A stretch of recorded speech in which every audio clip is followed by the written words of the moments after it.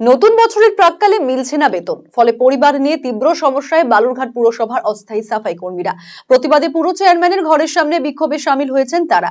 সোমবারের পর মঙ্গলবারও একই ইস্যুতে বিক্ষোভ শুরু করেন অস্থায়ী সাফাই কর্মীরা। উল্লেখ্য, নভেম্বর মাস থেকে বায়োমেট্রিক পদ্ধতিতে হাজিরা নেওয়ার কাজ শুরু হয়েছে পুরসভায়। নতুন বায়োমেট্রিক পদ্ধতিতে হাজিরা নেওয়া শুরু হতেই প্রায় ৮০ জন সাফাই কর্মীর হদিশ পায়নি পৌরসভা।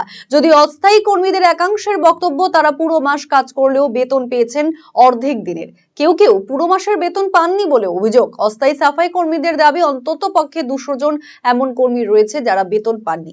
হিসাব অনুযায়ী নভেম্বর মাসের বেতন ডিসেম্বর মাসে পাওয়ার কথা ছিল। ডিসেম্বর মাস শেষ হতে যাচ্ছে, সেই বেতনও পাননি। বারবার দাবি জানিয়েও লাভ হয়নি। তার প্রতিবাদে দ্বিতীয় দিন কর্মবিরতি শুরু করে অব্যাহত বিক্ষোভ কর্মসূচি।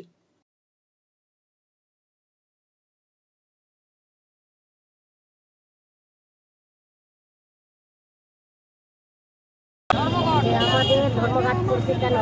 যে আমাদের হচ্ছে এখানে কাজ করতেছি, লেবার ভাইরা, মা বোনরা সবাই কাজ করতেছি, এতদিন ধরে ঠিকঠাক করে বেতন পাচ্ছে না, ভালো করে ওদের সুখ সুবিধা দিচ্ছে না।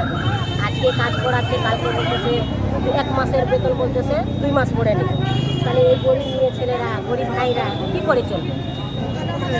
চলতে পারবে কি? তো সেটা আপনারা কি জানিয়েছেন পৌরসভাতে? হ্যাঁ, পৌরসভাতে আপনারা পৌরসভাকে কালকে জানিয়েছি, চেয়ারম্যানকে সবাইকে জানিয়েছে। আমাদের হচ্ছে বিজয় বাস্ত যে এরকম এরকম ব্যাপার, উনি তো বলছে তোমার কোনো চলবে না। তাহলে আমাদের থেকে উনি আমাদের সেক্রেটারি ভাই আছে, কি বলছে তারা? হ্যাঁ, তারা কি ওরা বলতেছে যে বলে তোমাদের বলে দেখেন যতক্ষণ না আপনাদের দাবি মানা হবে আপনারা এখানেই থাকবেন? এখানে থাকবো আমরা, যতদিন দাবি না মানবে ওরা, আমরা এখন এখানেই থাকবো আর এখানেই আন্দোলন করবো। বায়োমেট্রিকের কি একটা সমস্যা হচ্ছে, সেখানে ছবি উঠছে না ঠিক মতো। দেখেন, বায়োমেট্রিকের ব্যাপারটা তো আমাদের কর্মীদের কোনো ব্যাপার না, কর্মীরা তো ২৬ দিন কাজ করছে। বায়োমেট্রিকের যদি কোনো সমস্যা হচ্ছে, সেখানে পৌরসভার আধিকারিকরা লোক বসাক ওখানে, কিন্তু সেখানে না বসিয়ে আমাদের কর্মীদের হচ্ছে বেতন আটকানো হচ্ছে। তো তাদের সাথে কথা বলতে গেলে তারা কিছু আশ্বাস দেয় না, না? তাদের কাছে কথা বলতে গেলে তাদের ব্যবহারটা আমাদের আশারও, মানে আমাদের কর্মীদেরকে ওনাদের যেরকম ভাবভঙ্গি মানুষই মনে করছে। তাহলে আপনারা এখন কি করবেন?